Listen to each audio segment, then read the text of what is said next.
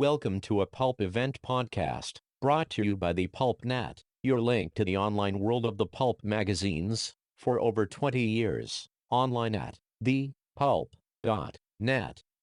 This Pulp Event podcast features Anthony Tollin, of Sanctum Books, and comic book veteran, Tony Isabella, discussing Street and Smith's second-string heroes, The Whisperer and The Skipper. The talk was recorded on July 21st, 2016, at PulpFest 2016, in Columbus, Ohio. Anthony Tollin begins. As Mike mentions, the Whisperer and Cap Fury were introduced to be kind of rougher, tougher versions of the Shadow and Doc Savage. And a bit coarser, bit less refined. They were created as an attempt to compete a bit more with the popular line of pulps, especially the Whisperer was a response to the Spider, to do it tougher, grittier. And I know the Whisperer is Tony Isabella's absolute favorite pulp hero. And I'd like to ask Tony what it is he likes about a character who is belligerent, disrespectful of authority, and short. You just answered the question. I am the Whisperer. Excuse me. I am the Whisperer. I am the Whisperer. And the Whisperer was kind of the Wolverine of his day. He was Police Commissioner James Gordon. Where did that name appear later? It's just on the tip of my tongue. I have this batty notion. James W. Gordon. He was a war hero who was brought in because the police department was corrupt, and he was kind of forced on the mayor by some upstanding citizens. And he would do things like punch out the deputy police commissioner about once a book. And because he couldn't be quite rough and tough enough as a police commissioner, although he certainly tried, he devised this disguise as the Whisperer. Dressed in gray, you wouldn't really think anything about him in those days if you saw him walking down the street. He'd have like prosthetic teeth and everything to make himself look different. He had a special dental plate to change the shape of his face so he didn't look like Commissioner Gordon.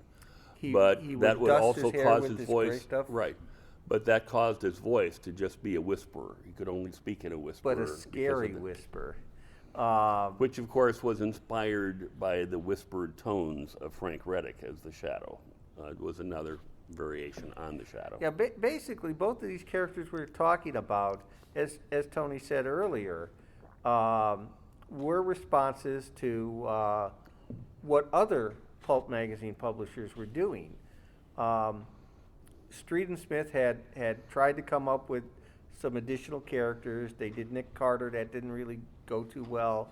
There was a Western character that didn't go too well, Pete Rice. And they're sitting around basically saying, everybody's ripping off the Shadow and making money. Why don't we rip off the Shadow too? And so the Whisperer was kind of devised to be another Shadow, but for an older audience. One of the interesting things about the Whisperer and his world is it's a far less, the Shadow largely exists in the world of Lamont Cranston's polite society. And the Whisperer's secret headquarters is above a brothel.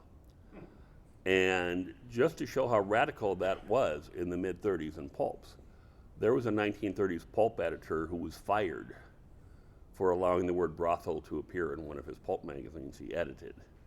So to have a character who actually existed, it was never explained what a brothel was, but who existed in the same world with brothels and bars. I just realized, here's another similarity. When I lived in New York, I lived in a penthouse apartment, which sounds more impressive than it was, but the hotel where I lived was mostly welfare people, college students, hookers, and pimps.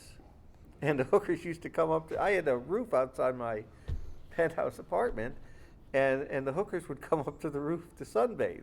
So the Whisperer lived above a brothel.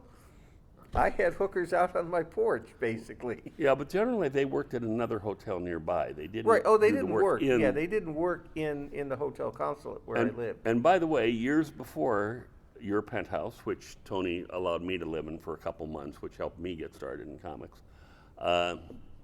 whose penthouse was it decades before? Damon Runyon, whose stories inspired Guys and Dolls. And the immediate occupants before Tony were the composers of Hair, Right. Rodney and. So it was really going downhill. You know, you went from Damon Runyon to Hair to It the Living Colossus. But it was it was across the street from the famous Brill building, which is how I finally figured out that I was living in Damon Runyon's old place, because they talked about how Damon Runyon used to live across the street from the Brill building, which was the big music industry. In the Hotel Forest, which was what Right. the Consulate Hotel was Right. named back then. And down the way, the street a little bit, was the Eugene O'Neill Theater, which was owned by Neil Simon, who was probably my favorite modern playwright. One of the things about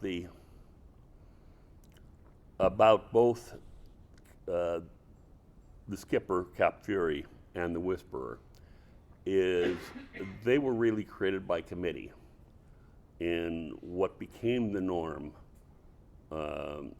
with Doc Savage. Street and Smith had been caught by surprise. They'd only issued the Shadow as a way of protecting the name, trademarking the name, because at that time you couldn't trademark a radio show. And they wanted to make sure no other publisher absconded with the name. They determined they'd do like 4 quarterly issues to secure their rights to the name. And they really, at that time in the Depression, weren't expecting any success. Walter Gibson pointed out that the only magazines that were launched in 1931 that were successful were The Shadow and Ballyhoo. And because they had no real hopes for it, they'd allowed Walter to do pretty much whatever he wanted. I mean, he, outside of the name The Shadow and the laugh and the catchphrase The Shadow Knows, everything about The Shadow was created by Walter Gibson. Lamont Cranston, Commissioner Weston, Inspector Cardona. And when Doc Savage was developed, John Nanovic they had some consultations with between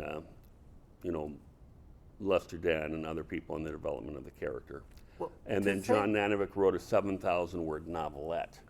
But to say they're created by committee might give the wrong idea, because while the editors would come up with the basics, they'd bring the writers on board fairly soon. Lawrence Donovan, who wrote both the Skipper and the Whisperer. Both the Skipper and the Whisperer, was a sailor. And so a lot of his experiences, helped refine and define Cap Fury. And it was also Lester Dent's influence, Right. because Lester Dent had his 37-foot schooner, the Albatross, and he went on treasure hunting expeditions. Now, one of the interesting things about Cap Fury is a former employer of Tony Isabella's, you may have heard of, named Stan Lee, is noted for having a terrible memory. Yes. He remembers some pulp characters, the Spider and Doc Savage, but he had totally forgotten the Shadow was ever a pulp magazine. He remembered the radio show, but he didn't know there was a Shadow pulp magazine. But Stan Lee, in several interviews, has said things such as, quote, "There were many pulp mags that I read. There was one called, I think, Captain Fury, about a guy who had a beat-up rusty scow of a ship. But when evil threatened, he pushed a button and his old scow turned into the sleekest, fastest ship in the sea. I loved them all." And the Skipper was a personal favorite of Stan's.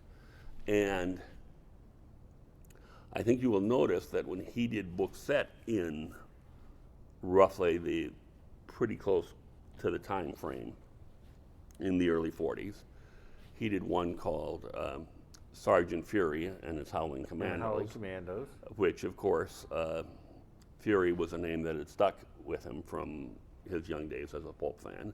And then when there was a spin-off of that book, it was Captain Savage and his Leatherneck Raiders. And it's really no doubt as to where the names Fury and Savage came from. And Fury, of course, has gone on to be a major character in the Marvel Cinematic Universe. And is still a major player in their comic books. Mm-hmm.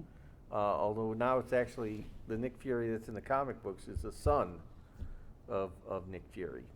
Yeah, Stan's memory. I mean, catch me sometime, and I will tell you my story about Stanley riding a horse through Central Park. Stan's memory is very good when he's got a good story to tell. If you ask him details about who did what, stuff like that, but if he's got a good story, he's such a showman that those he remembers. And what is the character again? He was in costume as a masked Black Rider. Black Rider. Right. And Ask me he's on about the cover Stanley, of number one. It's a photo cover. It's the first thing you see when you walk into Stanley's POW Entertainment offices in California.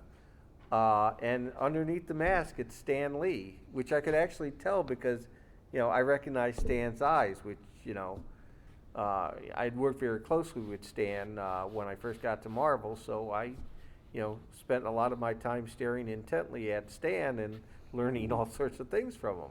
But yeah, ask me, not in the purview of this panel, but ask me about Stan Lee and the Black Rider. It's a great story. One of the interesting things about the Whisper and Captain Fury, as I said, is it is a more of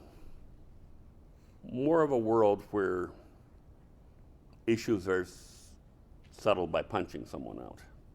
Yeah, there's a code of honor, but the code of honor is expansive enough to include beating the crap out of people sometimes just to get information from them, or just because they're bad people and you want to beat the crap out of them. When DC later did a comic called The Vigilante, not the Prairie Troubadour character, but one Marv Wolfman did, and it was a district attorney who fought crime on the side. And I took the promotional page for The Whisperer on a good all-American cop who doesn't let himself get hampered by silly little rules like habeas corpus and civil liberties and such. And I replaced the Whisperer logo with Vigilante. And Marv thought it was an actual house ad that DC was doing because it fit the character. But, I had the Whisperer when I reprinted it, and I reprinted the first 14 Whisperer novels and a number of short stories. There were 2 runs of the Whisperer. This is one of the things. In both cases, when the pulp magazines were done in by the Depression, the Skipper and the Whisperer, both were moved into short stories, respectively in the back of Doc Savage and The Shadow. But the Whisperer, a few years later, came back and was revived for a second series of pulps, which ran 10 issues, with a different writer, Alan Hathaway, who was later the second editor of Newsday, and he was the one who guided it into its Pulitzer Prize-winning period. Lawrence Donovan, like so many pulp writers who wrote the original runs of both The Whisperer and Cap Fury, was a former newspaperman and a hard-drinking writer. It was not uncommon among pulp writers. And or comic book writers back then. But he had just come off of writing, I believe, 12 Doc Savage novels. And what had happened was Street and Smith initially planned to move Doc Savage to twice a month, like The Shadow. But then they did newsstand market surveys, and they found that The Shadow was almost sold out by the end of its second week, whereas that Doc Savage, toward the end of its month, would have a resurgence of sales, that people would buy it at the last moment. And they decided to cancel plans. But they had hired Lawrence Donovan to, basically the plan was that Lester Dent would write 12 Doc Savage novels a year, and Lawrence Donovan would. And during some of that time, Lester Dent took time off to write the Doc Savage radio show. But anyway, Lawrence Donovan was put directly onto writing The Skipper and the Whisperer, and I think he wrote like the first half dozen of one, and then moved over to the other. And he was someone who could write, easily a novel or two a month. The Skipper was originally scheduled. He started on The Skipper, right, and wrote a bunch of those, and then, as Tony said, moved over to The Whisperer. But for some reason, maybe because The Spider was selling so well, The Whisperer ended up coming out a few months before The Skipper. Right. Well, as I said, Straight and Smith had realized that Popular was competing fairly well with more violent versions, with a more violent version of The Shadow. And so Straight and Smith decided to do a more violent version of The Shadow themselves. One of the problems I've always felt with Straight and Smith's heroes subsequent to The Shadow is they tended to be extremely derivative. The Shadow was a lucky accident, and when Street and Smith developed subsequent radio shows, Doc Savage, Nick Carter, they tended to do what had succeeded. You had Doc Savage with an opening, with a filtered opening and a filtered voice, talking, with an opening that had somewhat the feel of the "Who Knows What Evil Lurks in the Hearts of Men" Shadow opening. And same with Nick Carter. In fact, for Nick Carter, The Shadow had just gone from twice monthly to monthly. And they set Walter Gibson into developing the new Nick Carter radio show. And Gibson plotted all the shows and co-wrote a number of them for the first season of Nick Carter and also the first season of Chick Carter. But this was, I think, a problem that Street and Smith always had, is that one series after another, they would just do an imitation of radio of The Shadow. And this, there was a huge element of, well, this worked for The Shadow and this worked for Doc Savage, so let's do it again. And of course, the ultimate of that occurred in 1939 when they introduced The Avenger, which was a Doc Savage-like character, but with agents like The Shadow and a master of disguise like The Shadow. So once again, these were all, Will Murray had a very interesting introduction in the first issue of his 1970s fanzine, Duende, where he talked about The Shadow and Doc Savage as being elemental characters, and a lot of the other pulp heroes as being alloys. The Avenger was certainly an alloy. He was an alloy combining The Shadow and Doc Savage. The Whisperer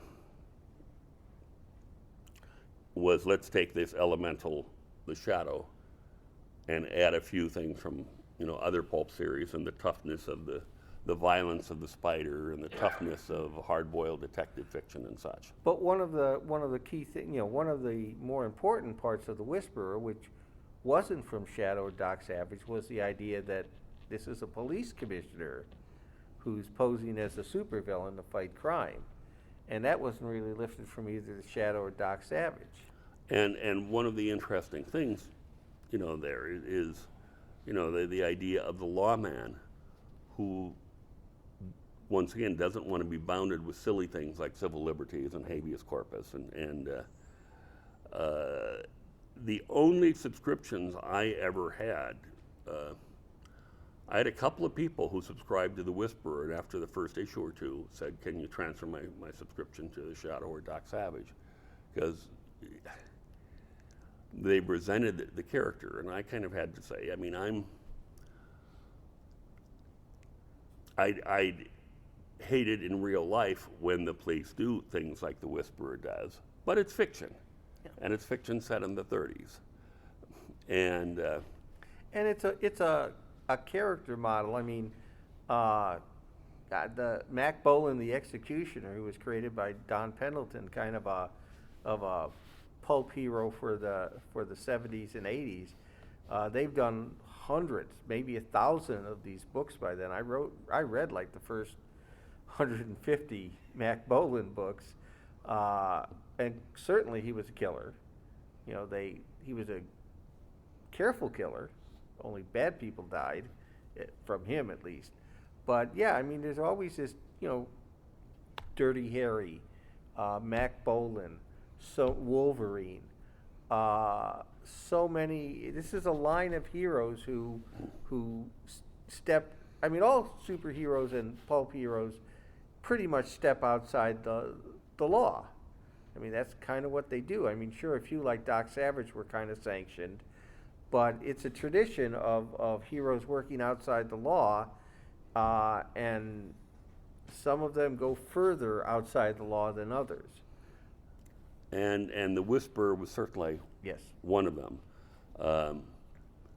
Followed the laws, and you know, it's talking about influences. I mean, you have in the Spider, you have this character who is the best friend of the police commissioner, and Kirkpatrick continually tells him, you know, look, Dick, you know, you and I both know that you're the Spider. I can't prove it, and when I can, I'll be duty bound to bring you to justice. But until then, you're my best friend, and the Spider does a lot of good. But, you know, I'm watching you, and as soon as I can prove it. The latest Spider, which I just sent off to the printer, for reasons of his health, Kirkpatrick has to step down from being the police commissioner and appoints Richard Wentworth, his successor, temporarily. And I think one of the things we have to say, though, is while they didn't have the success of The Shadow or Doc Savage, there were parts of the series, and one of the reasons the characters are still interesting is because they do break the rules, and they are less refined. And Street and Smith was this kind of progressively geriatric company. I mean, it was a dime novel company. They had been based, they had their largest success on Nick Carter, who was this very generic character. One of the interesting things I find about the Street and Smith characters is they were very conscious of the hero's heights. Yeah. Nick Carter had been called the Little Giant, and he was wonderfully played in the TV movie by Robert Conrad, who looked like Nick Carter and was born to play Nick Carter. And you had Doc Savage, who was like 6'6" or something, and you had the Shadow, who was probably around 6 feet tall. You can't be much taller than 6 feet and still be a master of disguise. You can't be 6'3" and 6'4" and disguising yourself as people, because you're just too noticeable. But then you had the Avenger, who was Richard Henry Benson, who was 5'8", and you had the Whisperer, Commissioner Gordon, who was 5'2", and patterned very much, it appears, on some police commissioner roles played by James Cagney in movies. And there's a whole lot of Jimmy Cagney's personality. Oh, yeah, yeah. His screen persona in The Whisperer. But I threw it to you, and you, for what I knew would be a joke as to what you liked about this abrasive, belligerent, disrespectful of authority, short character. But, that may be part of his appeal, too. Albert Payson Trioun, who was 6'3" himself, but he said when he wrote his fiction, mostly in women's magazines at that time, the hero was always of average height or less, because he said, almost all readers were of average height or less, and almost all female readers were married to men who were average height or less. So in his stories, the the 6'3" guy was the villain, the bully.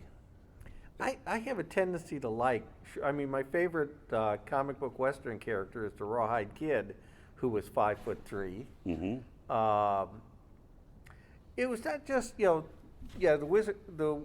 Whisperer is short and belligerent. He's also very disrespectful of authority, which of course was something else that as a well-known liberal crank, I'm also very disrespectful of authority. So there was a lot of things I see myself in the Whisperer. But quite frankly, with a good writer, you see yourself in these characters, whether you have any physical similarities or not. Doc Savage was clearly somebody that I admired, set a standard. The good writers find a way to bring their entire audience into the character in some way. There's something in these characters that you respond to. And both Cap Fury, and this is of course a lesson they'd learned from the Shadow and Doc Savage, had a good supporting cast. Right. Cap Fury had the people who sailed on his ship, the Whirlwind. There's also Lita, the leopard woman, who was the female lead and who was their version of Pat Savage. Yeah. And John Nanovik's nickname for Pat Savage was always Tarzana, that she was a kind of considered a female Tarzan. So that when they did the Skipper, they went with a real female, a woman, raised in the jungle, by animals. But in the Whisperer, you had, of course, the mayor, you had Bolton, the deputy police commissioner. You had Quick Trigger Traeger, who was kind of a mentor to the mentor of Wildcat Gordon. Right. His daughter Tiny, who was kind of the feisty female sidekick. She's a great character. She's a terrific character. She's feisty. It's one of those romances where, she doesn't understand why why James Gordon hasn't figured out that she's the perfect woman for him, and she would be. I mean, their fights would be epic if they ever did get together. But yeah, she's a great character. And there's that family quality because Traeger is the mentor of. Tiny reminds me of Maureen O'Hara from The Quiet Man, just shorter. Mm-hmm. And but yeah, the Whisperer stories especially I recommend. I wish Captain Fury had sold better for Sanctum Books. The Whisperer, as I said, we actually got. There were people who just really, the character rubbed them the wrong way, who were too sympathetic with the mayor, perhaps. But another member of the Whisperer supporting cast was Brian Boru, who was his Scottish Terrier, who was not Gordon's Scottish Terrier, he was the Whisperer's, and was his crime-fighting dog, and was just, and there's something appropriate in the Whisperer's dog being a terrier, because terriers are a smaller dog and a very feisty. Terriers were dogs like dachshunds that would go down into tunnels after game and were very feisty little dogs. So it was an appropriate companion for the Whisperer. I've always felt that the Whisperer should be in comics, and I've recommended it to Dynamite Comics. I mean, I've felt that some company, Marvel or Dynamite, should do what I did. My books were frequently subtitled Police Commissioner Gordon, aka the Whisperer, or The Secret Life of Police Commissioner James W. Gordon. And I would be willing to punch a whole lot of editors and artists and writers in the face to write the Whisperer. By the way, the could mention a little bit on the cover art. The artist arted the Whisperer. Oh yeah, those. The first couple covers were by Tom Lovell, who had been the longtime shadow interior artist, who soon moved on to eventually become one of the great American illustrative painters, was considered by Everett Raymond Kinsler and others in his later years to be the greatest still living American illustrative painter. He was replaced as the Whisperer cover artist by John Newton Howard, who was the Spider cover artist, working a different style than the Spider. But it just once again shows that Street and Smith was trying with these books to go after the market of popular, the more violent, the less refined, and to try and make inroads into the market that popular had done the Spider as an imitation of the Shadow, but there's no pulp character probably as different from the Shadow. The Shadow battles hidden men, corporate crime. The Spider exists in a comic book, Jack Kirby comic book world, where cities are destroyed, from month to month, where plagues are wreaked upon the cities. Just getting back into the appeal of these darker heroes, what's probably the biggest audience cheer during Raiders of the Lost Ark? It's when Indiana Jones guns down a guy with a sword. With a sword from a distance.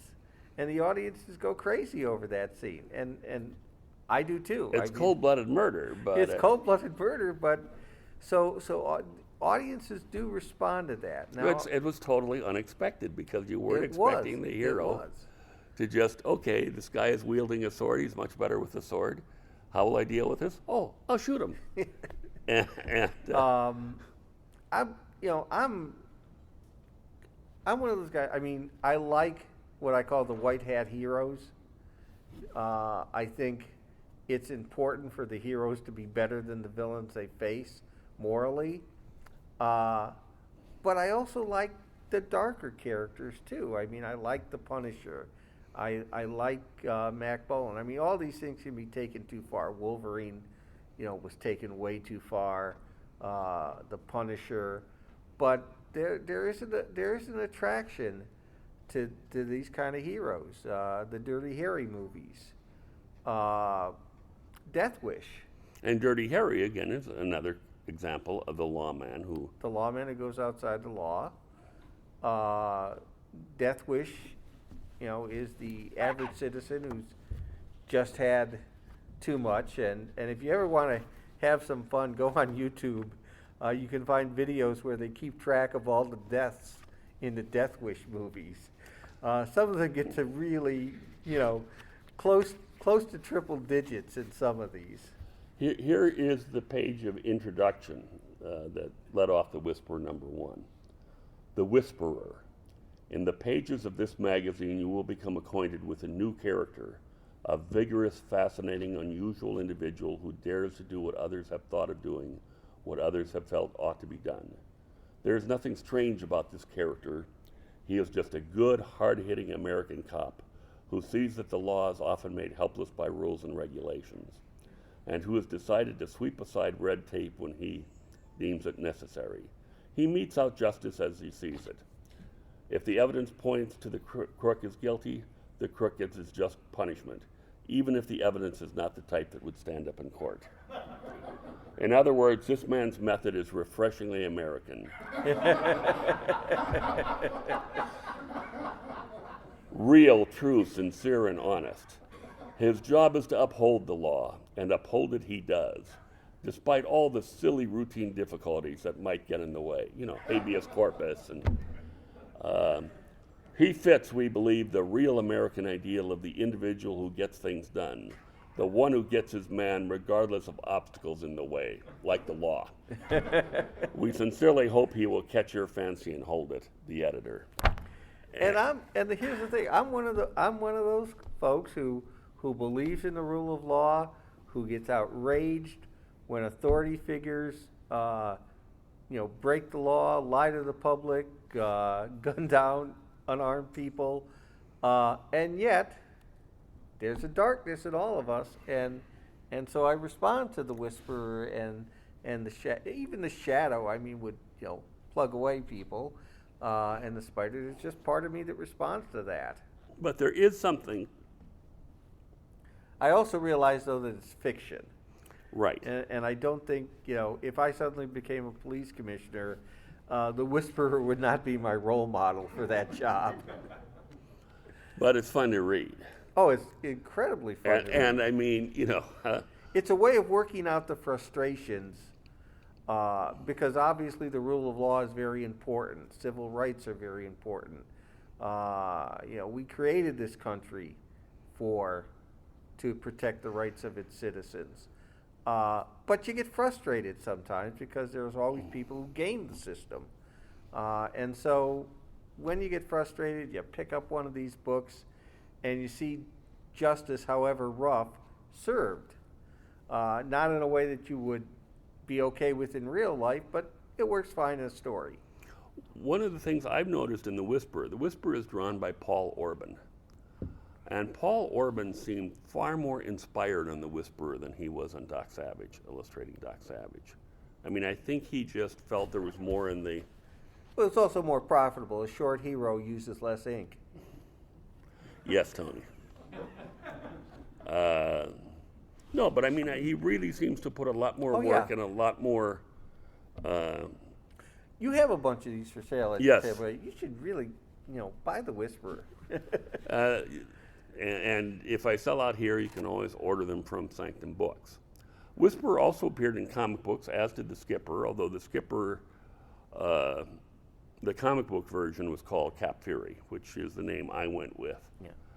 I just felt it was a more commercial It's a better book. name. Right, and I think maybe the magazine might have lasted longer had it been titled Cap Fury rather than... Now, they've never really given is there any explanation for why they went with the Skipper instead of Cap Fury? No. Okay. Well, let's make something up. But no, I mean, it's interesting. Skipper was the name of the editors who created the character's dog. Mm-hmm. And he loved that dog so much. And when he lost that dog, he wanted to memorialize him by naming a magazine after him. That works. No, I like, as I said, I mean, I like both these series. But The Whisperer, as Tony said, if this was happening in real life, I'd be mad as hell that the place, I mean, we're there's a lot of, even today, and over the years, I mean, people tend to get outraged when police violate the law. Orson Welles' movie, The Touch of Evil, really examines that wonderfully.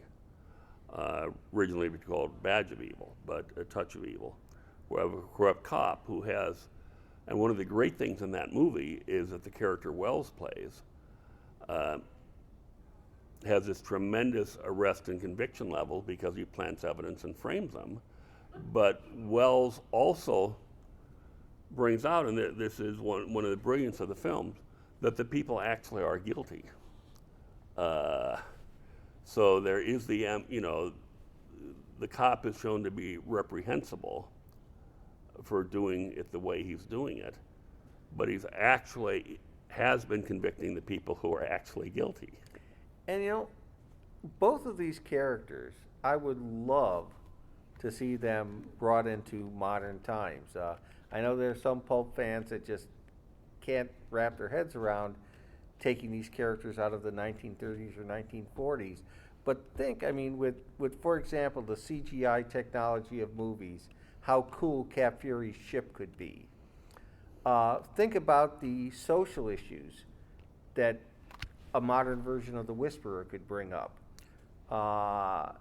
These second-string heroes could be A-list characters brought into the modern times, treated with respect, and going at them with the thought of doing not just an exciting adventure story, but exciting adventure stories that touch on our lives. And you know, when Gotham started, I sent letters to Dynamite's publisher saying, I think you should get this character. You know, Gotham's a hot series on the air.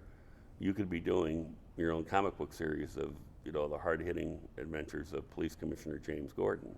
By the way, that's always seemed to me that might explain why Police Commissioner Gordon in the Batman story is so sympathetic with working with a masked vigilante.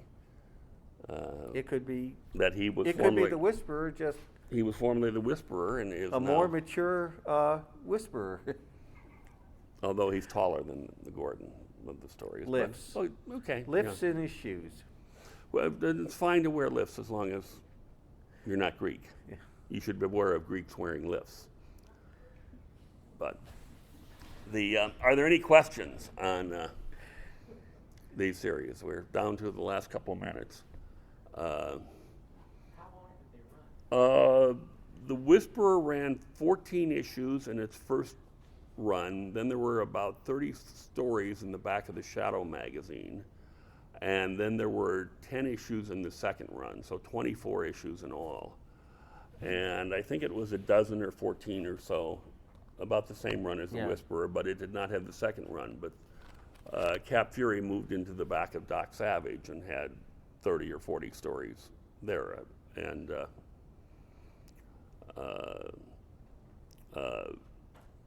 Lawrence Donovan continued to write the Skipper longer than he did the Whisperer, probably because as a former sailor, he may have been more sympathetic or felt he had more. And they both of them, you know, the Shadow and Doc Savage comic books at Street and Smith were actually anthology titles. And so along with Norgel and Click Rush, the Gadget Man, and the Whisperer and Nick Carter, they had another life in Street and Smith Comics. Is there someone else with it? I just wondered if you rented all the Whisper stories, or is that still ongoing? I did all of it in the first series, and I'm considering some options. One of the things I've considered possibly doing is a Crime Busters magazine featuring the Whisperer as the lead novel, but with stories from Crime Busters like Harry Cashin, and there was also a Whisperer story in Crime Buster, a longer novelette. But to do stories like Harry Cashin and Norgel the Magician and Click Rush the Gadget Man and some of the other back features from Street and Smith magazines. But to do a Crime Busters magazine, Crime Busters starring the Whisperer or something. That sounds like a great idea. Mm-hmm. You should do that. Okay, I may consider doing that. There's a lot of richness, and another series I just like to mention, and which, as a second string character, Carrie Cashin. If you get any chance to read the Carrie Cashin stories from Crime Busters, a female detective who owns her own agency but can't get clients because she's a woman at the time and sexism. So she hires a big dumb male jock to act as a frontman detective because the clients will feel secure with this big strong jock, and then she goes out and solves the cases. He's just a front for her. And of course that's very much Remington Steele's later premise on TV. Thank you for coming. And I'm sorry we're not Will Murray, who I know had prepared something. But again, thank you, Tony Isabella. And Thank you for having me.